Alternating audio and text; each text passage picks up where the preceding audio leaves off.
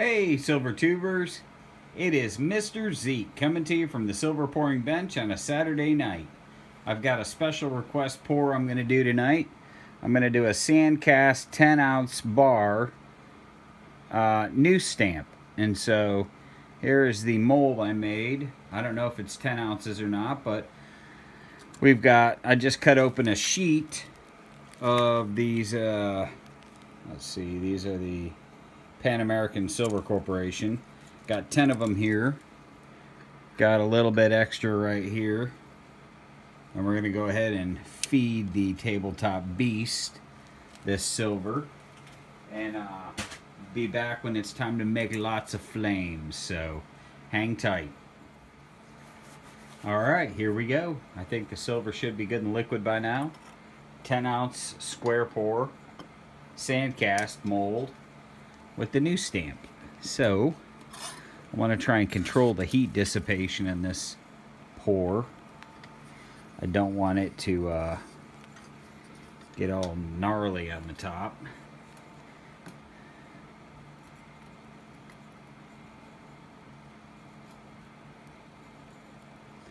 Oh, very nice. I'm going to keep nudging it a little bit because I do want some.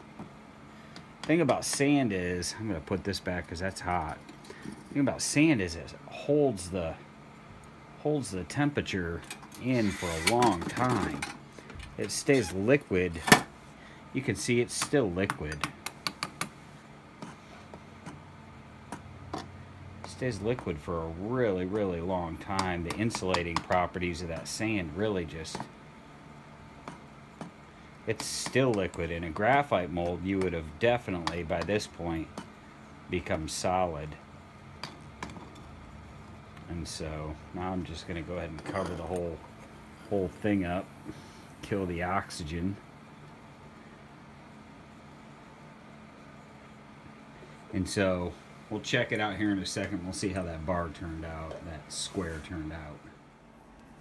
Alright, Silver Tubers. We're back at the Silver Pouring Bench.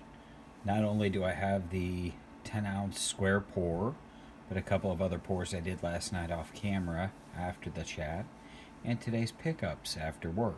And so we'll start with the pickups. We picked up a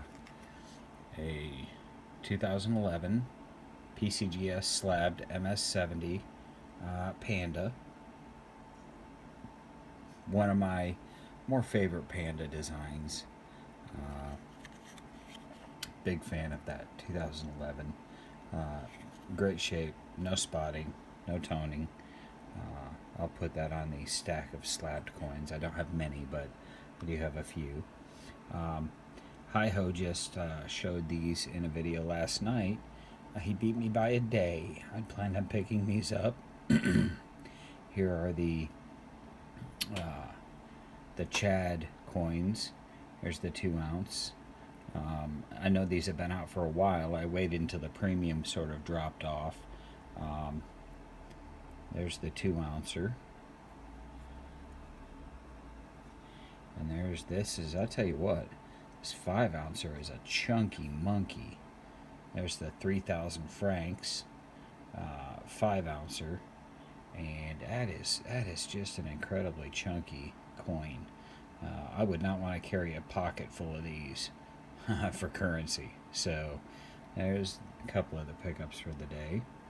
And this one right here, oh, this is the first non-precious metal coin I've ever purchased.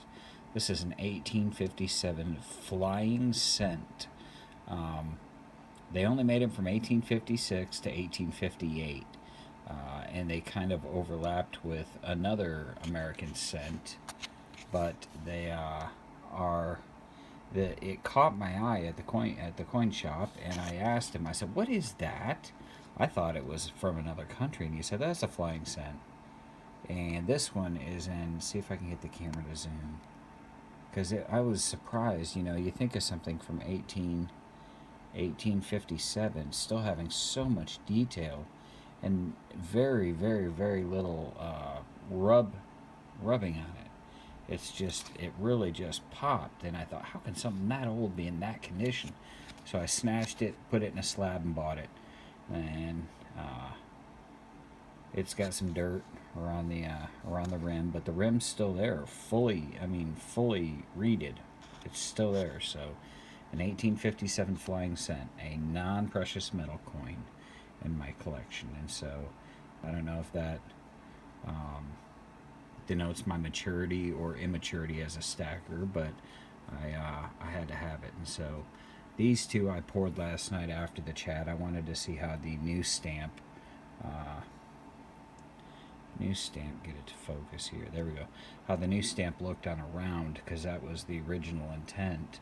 And so there's a kind of a chunky, I think it's a little over 2.5 ounce round with a slightly off center stamp with the tree.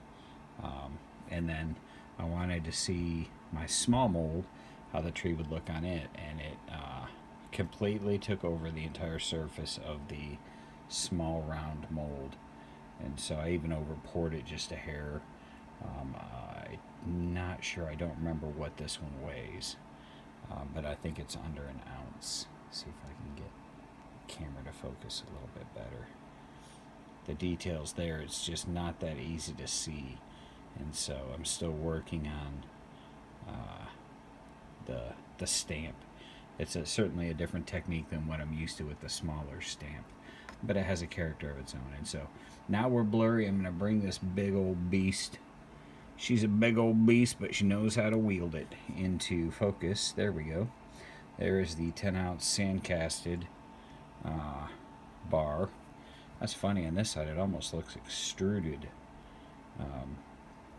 and that kind of puts in perspective the size of the stamp. You know, it looks really huge on the smaller pieces, but then you pour it on a big 10 ounce sand casted square and it's not quite so big. And so there's the 10 ounce after a couple of rub downs with some flits, and then a couple of hand washings. And so nice porous edges, not porous, just rough cratered edges, a few bubbles, and then the stamp in the center. And so I hope everybody has a wonderful weekend. It is Saturday night, so the weekend is just about over. We still have Sunday, and then after that it's back to the grind. I do work tomorrow, so I do want to make a real quick mention to those of you who are chasing the Mr. Zeke Traveling giveaway. You need to check out Owen Watkins' channel. I'm going to put a link down below, because he has announced the giveaway and he's taking entries. And so if you're chasing that button round around the world, you need to get over, sub to Owen Watkins, and enter that giveaway. So I appreciate everybody hanging out at the Silver Pouring Bench. I think I'm going to take the rest of the evening off and read a book. So I hope you all take care. Cheers, Mr. Zeke.